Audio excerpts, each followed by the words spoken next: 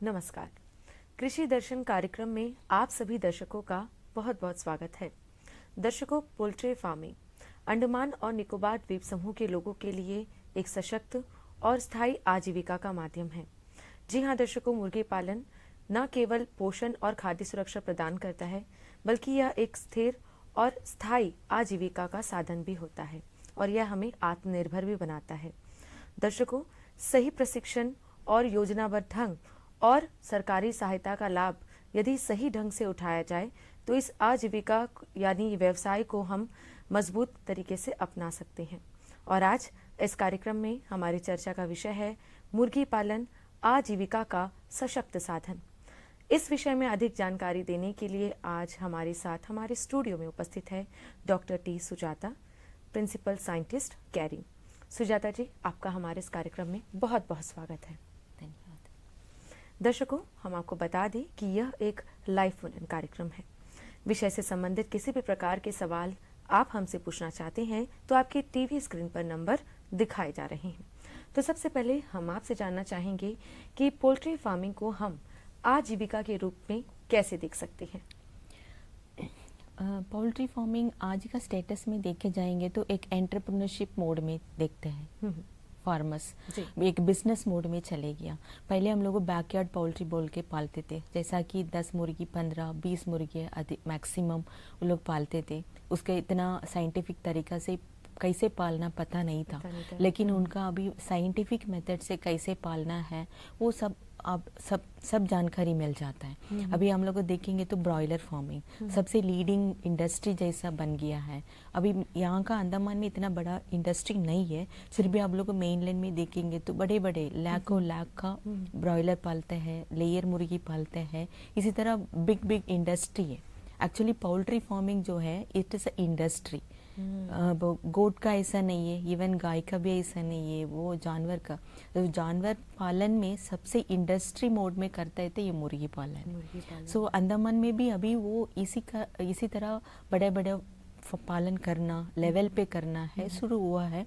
पहले 50 रख के करते थे, अभी 500 रख के कर रहे हैं, 200 रख के, मिनिमम 100-150 तो मुर्गी को लेके कर रही है। सो ये जैसा कि इसे क्विक रेवेन्यू, क्विक रिटर्न मुर्गी में। फॉर एग्जाम्पल मुर्गी आप लोग पालेंगे, वनराज आप पालेंगे, वो वनराज का आपको 4 मंथ्स में आपको बेनिफिट मिल जाता है। ब्रॉयलर फार्मिंग करेंगे तो 45 डेज में बेनिफिट मिल जाता है। अगर लेयर का करेंगे 6 मंथ्स के बाद आपको एवरी डे आपको अंडा सेल करने में उसको इनकम मिल जाता है। So it's like a definite income mode में फार्मर्स लोग देखना शुरू कर दिए। So it's one of the best revenue generating resource. इसीलिए ये जो व्यवसाय है ये बहुत ही लाभकारी है। जी, तो अब हम आपसे जानना चाहेंगे कि पोल्ट्री फार्मिंग को अगर कोई करना चाहता है, इसकी शुरुआत करना चाहता है, तो किसी प्रकार की ट्रेनिंग की आवश्यकता होती है क्या? ज़रूर ट्रेनिंग, बिना ट्रेनिंग कोई भी नहीं शुरू नहीं कर सकते हैं ना। वो भी ये पोल्ट्री फार्मिंग मतलब ये भी साइंटिफिक मेथड से करना, कैसे सीखना है वो बहुत आवश्यकता है। हम लोग कैरी ने भी ट्रेनिंग देते हैं, डिपार्टमेंट भी ट्रेनिंग देते हैं, एनिमल हस्बेंड्री भी ट्रेनिंग देते हैं। आजकल अभी देसी मुर्गी पालन कैसे साइंटिफिक मेथड से करना उसके लिए भी ट्रेनिंग होता है। अभी पहले जैसे आप लोग मुर्गी को जस्ट रात में रख दिया है, सुबह का टाइम छोड़ दिया है, वो अपना खाना खा के शाम को आ जाता है, बंद कर देते हैं। यही एक्चुअली प्रैक्टिस था फार्मर्स का साथ, लेकिन वो उसी तरह अभी नहीं करता है। अभी साइंटिफिक मतलब उसको दाना कैसे देना है, कैसे प्रिपेयर करके देना है, वो बाहर से कौन सा टाइप का दाना देना है, क्योंकि दाना में भी बहुत सारा डिफरेंसेस होते हैं। सो इसके बारे में जानने के लिए ट्रेनिंग बहुत आवश्यकता है। उसी में हम लोगों बीमारी से बचा कर रखने के लिए क्या क्या करना है उसी के लिए भी ट्रेनिंग चाहिए। फिर हम लोग ट्रीटमेंट, उसको डीवर्मिंग, कीड़ा मारने के लिए दवाई, उसको घर से होम रेमेडी बोलते हैं ना, उसी के लिए भी क्या क्या दवाई बना सकते हैं, कैसे बनाना है, क्या पत्तियों से बनाना है, इसी के लिए भी हम लोग को ट्रेनिंग देते हैं। सो ट्रेनिंग बहुत इम्पॉर्टेंट है, चाहे और ब्रॉयलर फार्मिंग हो और लेयर फार्मिंग हो और देसी मुर्गी पालन हो, सबके लिए वो ट्रेनिंग बहुत आवश्यकता होती है। सुजाता जी, ये ट्रेनिंग कितनी इसकी ड्यूरेशन क्या होती है? ट्रेनिंग आपको अगर कोई फार्मर पहले से करता रहा है उसी का एक दिन डेमो चलेगा। सालों से साल करता रहा वो जस्ट वन डे और 2 डेज एडवांस्ड टेक्निक सिखाने से बस है। अगर एक फार्मर है, एक बहुत सारा यंग एंटरप्रेन्योर आ रहे हैं अभी आजकल, मैडम हम लोग को ट्रेनिंग करना पोल्ट्री फार्मिंग करना चाहते हैं, लेकिन उसके बारे में हम लोग को बिल्कुल जानकारी नहीं है। हमारे पास जितने औरत लोग आ रहे हैं उन लोग बोल रहे हैं कि शायद उन लोग दूसरा काम करता होगा, अभी वो मुर्गी पालन करने चाहता है, उनके लिए इवन ABCD भी नहीं जानते हैं लोग उसके बारे में। सो उन लोग के लिए अभी 3 दिन कभी 5 डेज प्रैक्टिकल ट्रेनिंग भी देते कैरी में। हम लोग उसको प्रैक्टिकल मतलब उनको रोज हम लोग बुलाते हैं, हमारा फार्म में काम करने के लिए देते। हम लोग बोलेंगे आपको दाना तुम प्रिपेयर करना है, दाना पोल्ट्री को खिलाना है, इवन उसको इक्विपमेंट जो है ना, फीडर वाटरर, वो सब कैसे साफ करना है, कैसे बायो क्लीन करना है, शेड को कैसे क्लीन करना है, कैसे वैक्सीनेशन देना है, सब हम लोग को प्रैक्टिकल ट्रेनिंग देते हैं। सो 1 डे से लेके 5 दिन तक ये ड्यूरेशन वेरी होता है। जी जी। सुजाता जी, अब हम आपसे जानना चाहेंगे कि मुर्गी पालन के कितने प्रकार होते हैं, यानी कि जो मुर्गियों की जो नस्ल होती है उनमें से ऐसी कौन सी नस्ल को जो है मुर्गी पालन में हम ला सकते हैं? टाइप्स ऑफ पोल्ट्री को देखेंगे तो 1-2 हम बोल दिया देसी मुर्गी है। सबसे अभी अंडमान में देसी मुर्गी को हम लोग नेटिव बर्ड्स, इंडिजिनस को हम लोग रखते हैं। सेकंड जो है ब्रॉयलर, सबको पता है, हम सब दुकान में ब्रॉयलर फार्मिंग, ब्रॉयलर का वो है। नेक्स्ट जो है अंडा देने वाला, हम लोग दुकान में अंडा खाते हैं ना, टेबल पर्पस एक बोलते हैं, उसी को व्हाइट लगान बोलते हैं, सो लेयर फार्मिंग बोलते हैं। और ब्रीडर फार्म जो होते हैं जिससे हम लोग को हैचेबल अंडा मिलता है, उसी से हम लोग को ब्रॉयलर चिक्स मिलता है, वो ब्रीडर फार्म बोलते हैं। सो ब्रीडर लेयर है, वो ऑर्डिनरी टेबल पर्पस लेयर है, ब्रॉयलर फार्मिंग है, देसी बर्ड है। और इसके अलावा डुअल फार्म बोलते हैं, डुअल बर्ड्स, जैसा कि आप लोग फार्मर्स को सबको पता है, वनराज, ग्राम प्रिया, श्रीनिधि, बहुत सारा वैरायटीज आजकल आ गया है। ये सब डुअल पर्पस मतलब आप को उसके लिए भी, मीट के लिए भी खा सकता है, अंडा के लिए भी रख सकता है। सो बहुत सारा वैरायटी है, वो अपना फार्मर का इंटरेस्ट का ऊपर है।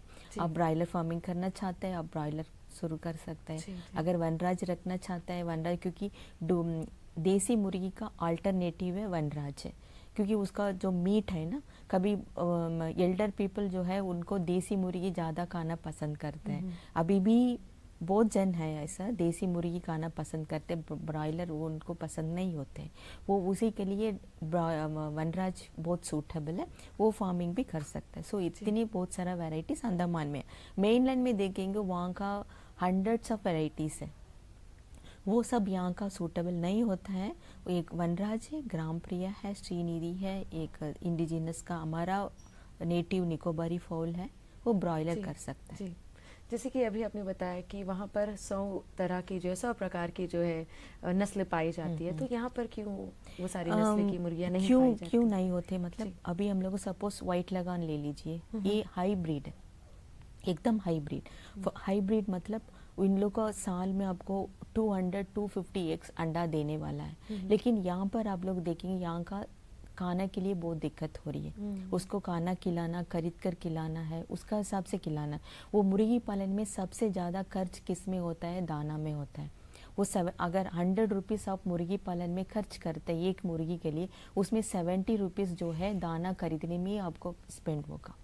अगर आपको इतना कॉस्टली है, या अंडमान में दाना खरीदना है बहुत डिफिकल्ट है, वो अवेलेबल है, लेकिन डॉक्टर सुजाता आपको रोकना चाहेंगे, एक कॉलर हमसे जुड़ चुके हैं। हेलो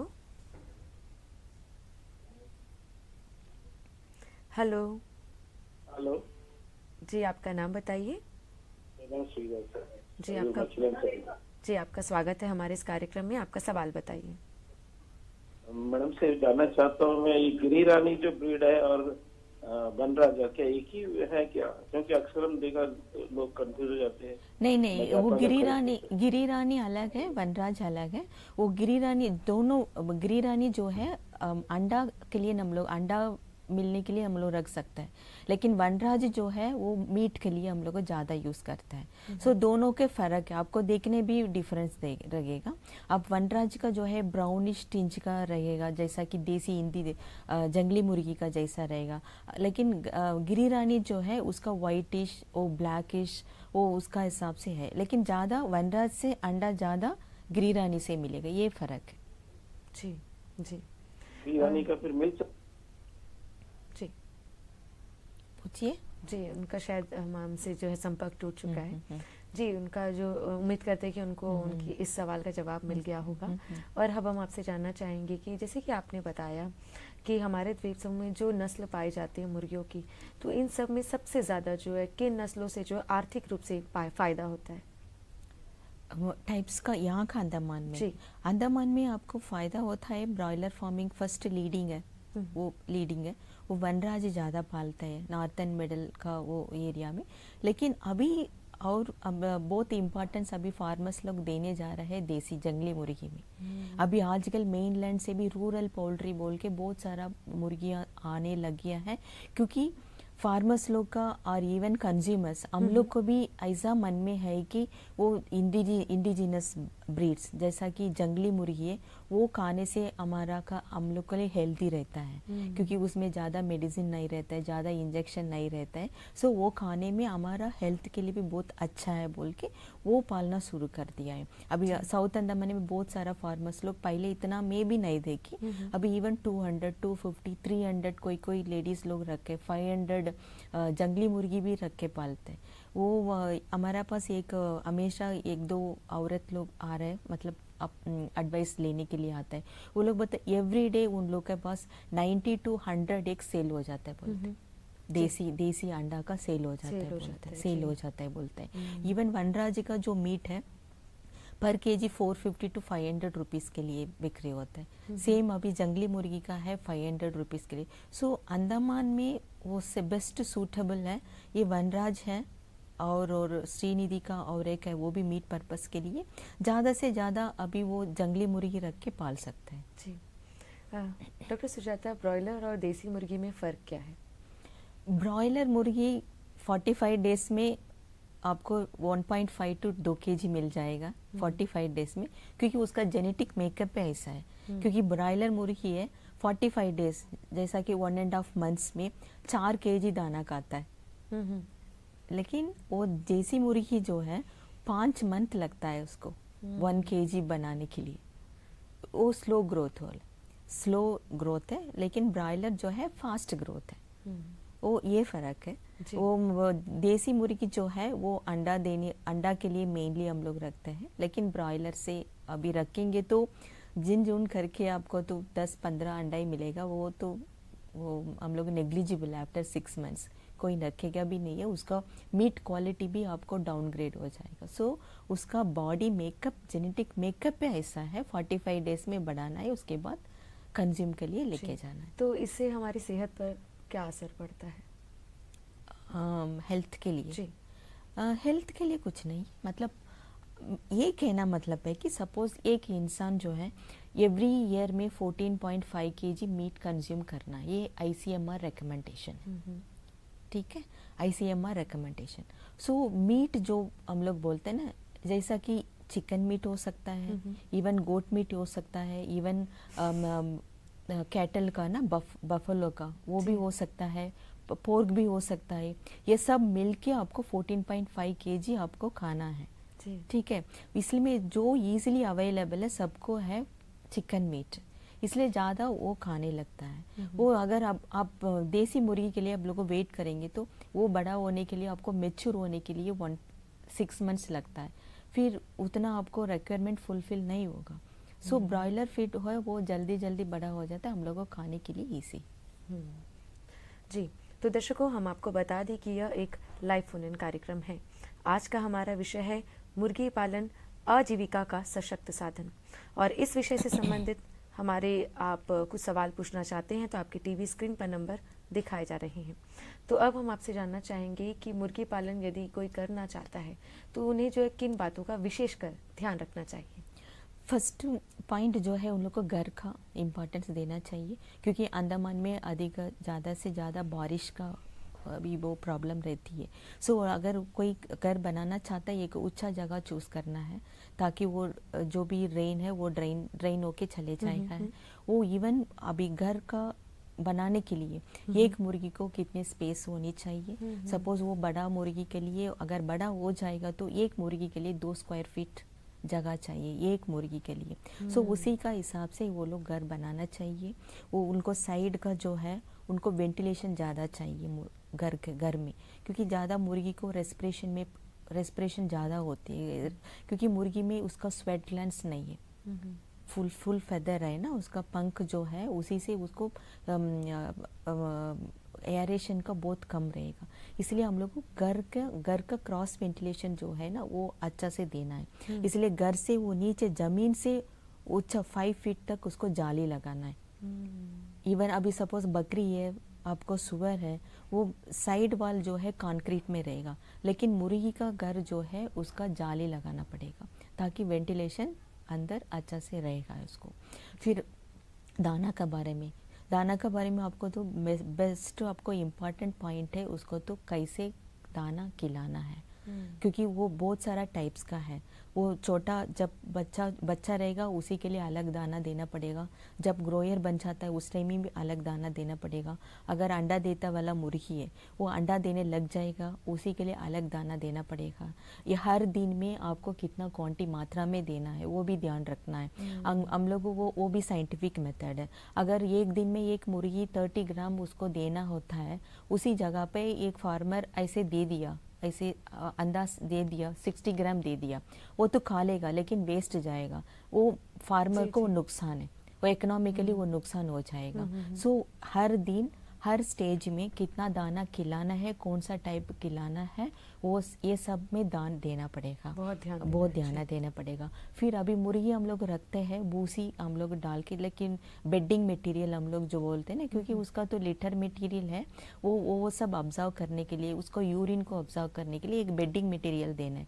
वो एक बेडिंग मटेरियल को कैसे मैनेज करना है, वो कितना दिन के बाद उसको चेंज करना है, कितना दिन के बाद उसको ऊपर नीचे कुछ हम लोग रैकिंग बोलते हैं उसको कैसे देने, अगर उसको बीमारी कैसे देखना है, अगर एक मुर्गी बीमारी पड़ गया उसको क्या बीमारी हो गया है वो हम लोग कैसे देखना है, वो भी हम लोग को उसी में भी ध्यान देना पड़ेगा। अगर मुर्गी कैसे खाता है, कम खाता है, रोज ज़्यादा खाता है, खाता नहीं है, ये सब में हम लोग को कैसे ऑब्जर्व करना है, ये सब देखना है। अगर वो बीमारी आ गया है इमीडिएटली क्या करना है उसी को क्या करना है वो सब देना है। फिर वैक्सीनेशन सबसे ज़्यादा इम्पॉर्टेंट है, क्योंकि बहुत सारा लोग अभी रूरल मुर्गी जंगली मुर्गी पालने लग गया, लेकिन उनका दिमाग में अभी भी है कि जंगली मुर्गी को वैक्सीनेशन नहीं देना है, लेकिन ऐसा नहीं है। जंगली मुर्गी को सबसे ज़्यादा वैक्सीन देना है, हम लोग फर्स्ट वैक्सीन देना है। वो वैक्सीन में भी इम्पॉर्टेंट 2 वैक्सीन है, वो कौन सा एज में शुरू करना है, कितना इंटरवल में कितना बार देना है, वो सबसे हम लोगों को ध्यान देना है। सुजाता जी, वैक्सीन के बारे में जानकारी कहाँ मिल सकती है और कहाँ से जो है ये वैक्सीन? वैक्सीन के बारे में आपको ऐसे, अगर आप अब लोग पढ़े लिखे हैं, यंग यूथ है, वो नेट में भी आजकल है वो वैक्सीनेशन। ब्रॉयलर के लिए वैक्सीनेशन शेड्यूल अलग होता है। फॉर एग्जांपल ब्रॉयलर में आपको 2 वैक्सीन IBD और रैनिकेट बोल के 2 बीमारी है, वायरल बीमारी है, उसी के लिए 5 डेज से शुरू होता है। इवन ब्रॉयलर को हम लोग हैचरी में जिस दिन हैचिंग होके आता है मशीन से, Day 1 वैक्सीनेशन भी है। वो वैक्सीन देने के बाद 5 दिन में एक देना है, 15 दिन में एक देना है, 21 डेज में एक देना है, 28 डेज में एक देना है। इवन अभी डुअल पर्पस वनराज हम लोग बोल रहे हैं ना, उसी को 28 डेज के बाद, उसके बाद 2 मंथ का इंटरवल में और एक वैक्सीन देना है, लसोटा बोल के RD के लिए बूस्टर वैक्सीन से। अगर अंडा देने के लिए मुर्गी आप लोग पालते हैं, अंडा देने के बाद भी 2 मंथ का एक बार बूस्टर वैक्सीन अगेंस्ट रैनिकेट डिसीज के लिए भी देना होता है। सो ये सब जानकारी देने के लिए इवन कैरी भी देते हैं। इवन आपको गूगल पढ़ने से भी मिल जाता है। अगर फार्मर्स है उसको जितना अच्छा से समझ में नहीं आता है, वो कैरी और डिपार्टमेंट एनिमल हस्बेंड्री हर गांव में डिस्पेंसरी है, वहाँ पर जाके भी पूछ सकते हैं, वहाँ पर वैक्सीन अवेलेबल है। अगर कोई वैक्सीन अवेलेबल नहीं है, प्राइवेट में भी मिलता है आजकल वैक्सीन, उससे भी लेके भी, लेकिन बराबर वैक्सीनेशन देना बहुत ज़रूरी है। जी जी। सुजाता जी, अब हम आपसे जानना चाहेंगे जलवायु परिवर्तन के बारे में। जो पोल्ट्री फार्म करते हैं, खासकर उनकी जब बात करें तो जो पोल्ट्री पर मौसम का क्या प्रभाव पड़ता है और इससे कैसे निपटा जा सकता है? मौसम का सीजनल इफेक्ट बहुत ज़्यादा है। अभी आजकल अंडमान में देखेंगे हर साल में उसका क्लाइमेट चेंज हम लोग बोलते हैं ना, क्लाइमेट चेंज एवरी ईयर आपको वो तो टेम्परेचर बढ़ता जा रहा है। लेकिन मेलैंड जैसा नहीं है, फिर भी फर्क पड़ता है यहाँ का अंडमान में, क्योंकि अंडमान में हॉट एंड ह्यूमिड क्लाइमेट बोलते हैं। वो हॉट भी है, ह्यूमिड भी है।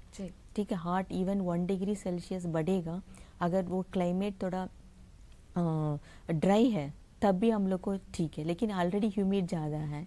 सो और ह्यूमिडिटी, हीट ह्यूमिडिटी स्ट्रेस बोलते, थर्मल ह्यूमिडिटी स्ट्रेस बोलते उसको। थर्मल हम लोग, हमारा कैरी में भी ये कभी स्टडी हम लोग करते हैं, थर्मल ह्यूमिडिटी स्ट्रेस बहुत ज़्यादा है इंडिजिनस बर्ड्स को, इवन ब्रॉयलर को भी ज़्यादा है, क्योंकि सब अंदर रख के हम लोग पालते हैं। पहले जैसा नहीं है, पहले हम लोग बाहर छोड़ दिया सो वेंटिलेशन ज़्यादा मिलता था, लेकिन अंदर रखने पालने शुरू कर दिया तो थर्मल ह्यूमिडिटी स्ट्रेस ज़्यादा रहता है। उसी टाइम हम लोग बहुत सारा स्ट्रेटजीज, रेमेडियल मेशर्स है, जैसा कि पानी में हम लोग वो तो सुबह सुबह दाना खिलाना होता है।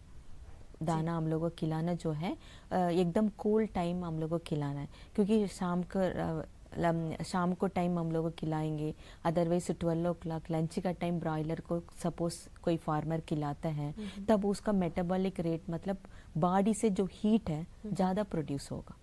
इसलिए कोई फार्मर मुर्गी ब्रॉयलर करते हैं और आप लोग वनराज पालन करते, आप लोगों को उसको दाना खिलाना है वो अर्ली मॉर्निंग ख़त्म कर दीजिए। आपका दिन का टाइम उसको खाना कुछ खिलाना नहीं है, दिन भर आपको पूरा पानी पिलाना है उसको। पानी में अभी बहुत सारा विटामिन सी हो गया है, इवन नीम पत्ती भी एकदम चिलनेस देगा उसको। नीम पत्ती से, हल्दी से एक डिकॉक्शन बना के वो पूरा दिन उसको पानी को पिलाते रह जाइए, ताकि वो मौसम का, क्लाइमेट चेंज का जो इफेक्ट है, क्लाइमेट चेंज क्या होता है, एक थर्मल स्ट्रेस हम लोग बोलते हैं ना। थर्मल स्ट्रेस वजह से क्या होता है, बॉडी से जो है वो इम्यूनिटी को कम कर देते हैं। आई मीन ताकत कम हो जाता है, बीमारी से लड़ने का ताकत बहुत कम हो जाता है स्ट्रेस वजह से। ठीक है, वो अगर बीमारी कम हो जाएगी, इवन वैक्सीनेशन देने से भी क्या होता है, बीमारी हो जाता है। आपको मौसम का ठीक नहीं, इवन बारिश का टाइम क्या होता है, उसी का सर्दी पकड़ जाता है, उसी टाइम भी वायरल का बीमारी बहुत ज़्यादा हो जाता है, डायरिया हो जाता है, उसका सर्दी पकड़ जाता है। उसी टाइम आप लोग को हमेशा क्या करना, आप लोग को ये होम रेमेडियल मेशर्स, इसके लिए भी कैरी ट्रेनिंग देता है। ड्राई से, आई मीन बारिश का टाइम क्या पिलाना है, इवन बहुत ज़्यादा सनराइज हो गया उसी टाइम से क्या खिलाना है, हार्ट का टाइम क्या पिलाना है, वो ये सब में के बारे में हमारे किसान भाइयों को आप कुछ सलाह देना चाहेंगे? हाँ, वो मेन जो है, सपोज आपको अप्रैल, मई, जून, जुलाई हो गया, ये बेस्ट मेडिसिन है आपका दही से बटर मिल्क जी, जो भी है आपका बटर मिल्क घर में बना के सुबह का टाइम जो है ना, ब्रॉयलर आपको, पर्टिकुलरली ब्रॉयलर को, वो वनराज को, क्योंकि वनराज ये ब्रॉयलर फार्मिंग ज़्यादा चलता है अंडमान में, तो उसी में क्या करना, उसी को हमको हल्दी और नीम पत्ती, ये नीम पत्ती का डिकॉक्शन, जैसा कि आप सिंपल एक 1 लीटर पानी में आपको 200 ग्राम नीम पत्ती ले लीजिए, आपको 10 ग्राम से लेके 20 ग्राम तक हल्दी, वो 20 मिनट्स आपको बॉईल करना है। वो सिर्फ वो पानी को ये बटर मिल्क में मिला के आपको अल्टरनेट डेज पोल्ट्री को एकदम सुबह सुबह पिला दीजिए। ये बेस्ट वंडरफुल मेडिसिन हम लोग बोलते हैं। ये वंडरफुल मेडिसिन है, आपका हॉट क्लाइमेट में उसको ताकत भी बढ़ेगा, इवन आपको कोल्ड क्लाइमेट में भी, बारिश का टाइम भी आपको पिला सकता। सपोज वनराज और इसमें ब्रॉयलर फार्मिंग में आप लोग वैक्सीनेशन दे रहे, for example 14th day 5th day में आप लोग दे रहे, इवन आपके पास बच्चा लेके आ गया पालने के लिए, ये डे 1 से आपको ये सब पिला दीजिए, तभी वैक्सीनेशन का असर बहुत, इम्यूनिटी जो है ना, वैक्सीनेशन से हम लोग को जो ताकत है उसको बढ़ा के देता है ये सब। जी जी। सुजाता जी, जैसे कि हमने बात की कि मुर्गी पालन के लिए प्रशिक्षण यानी ट्रेनिंग बहुत आवश्यक होती है और किन बातों का ध्यान हमें रखना चाहिए मुर्गी पालन में, लेकिन हम आपसे जानना चाहेंगे कि इस क्षेत्र में कैरी यानी आपका विभाग क्या कर रहा है और किस प्रकार की भूमिका निभा रहा है?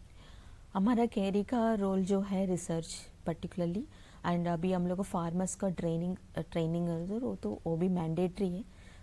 कैरी जो है फॉर एग्जाम्पल अभी हम लोग बता रहे थे ना, होम रिसर्च थ्रू हम लोग इसी तरह हेर्बल से कैसे देखभाल करना, सपोज मेडिसिन कैसे कम करना है।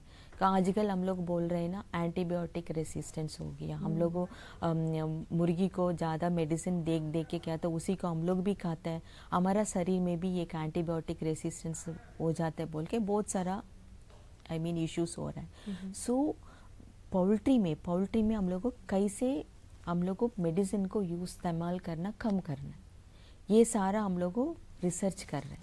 रिसर्च करते करते क्या करते हम लोग को फार्मर्स को एक ट्रेनिंग का रूप में उन लोग को बता रहे हैं। अभी हम लोग को सिंपल एक रेमेडी में बताए थे, इसी तरह बहुत सारा रेमेडीज है हम लोग रिसर्च करते हैं। वो मुर्गी पालन में और एक रिसर्च हम लोग मेजर ब्रेक थ्रू बोलते हैं मिनी इनक्यूबेटर यूसेज। जी जी, मिनी इनक्यूबेटर यूसेज, क्योंकि पहले ये मिनी इनक्यूबेटर यूसेज का ज़्यादा जानकारी नहीं था, लेकिन कैरी ने उसी के ऊपर रिसर्च करके वो कैसे उसको इस्तेमाल करना है रूरल पोल्ट्री फार्मिंग में, वो ताकि आपको इंडिजिनस जंगली मुर्गी हाथ में रहेगा। क्योंकि कोई पहले ऐसे कुड़ुक में रख के बच्चा बनाते थे, आजकल आप बहुत सारा लेडीज लोग घर में ऐसे फ्रिज मिक्सी जैसा मिनी इनक्यूबेटर को रख के वो उसी से देसी मुर्गी को बच्चा बनाते हैं। सुजाता जी, मिनी इनक्यूबेटर के बारे में ज़रा हमारे दर्शकों को बताइए। वही हम बोलते हैं, वो तो मतलब मिनी इनक्यूबेटर रखते हैं वो, लेकिन मिनी इनक्यूबेटर के बारे में भी ऐसा नहीं कि हम लोगों को ऑनलाइन में परचेस कर दिया है रख दिया है। वो अंडा रखना है, चिक्स मिलेगा, एक बार 2 बार मिलेगा, लेकिन आपको साइंटिफिक जानकारी नहीं होगा तो उसी से आपको बेनिफिट नहीं होगा। फॉर एग्जांपल आपको एक मेथडोलॉजी है, उसे कैसे इस्तेमाल करना है मिनी इनक्यूबेटर को। मिनी इनक्यूबेटर क्या है, अंदर कुड़ुक है ना, वो सपोज अंदर हम लोग रख दिया, वो माँ जो है मुर्गी जो है उसी का टेम्परेचर ह्यूमिडिटी हम लोग बोलते हैं ना, वो सब बराबर देता है। ये सारा हम लोग को मशीन में हम लोग को सेट करना होता है। फॉर एग्जाम्पल एक टेम्परेचर 37.5 उसको नेसेसरी है सेट करना है। ह्यूमिडिटी जो है उसी को हम लोग को 36 डिग्री सेल्सियस में हम लोग को सेट करना है, 84% में सेट करना है। ये सब हम लोग को ध्यान रखना है उसी में।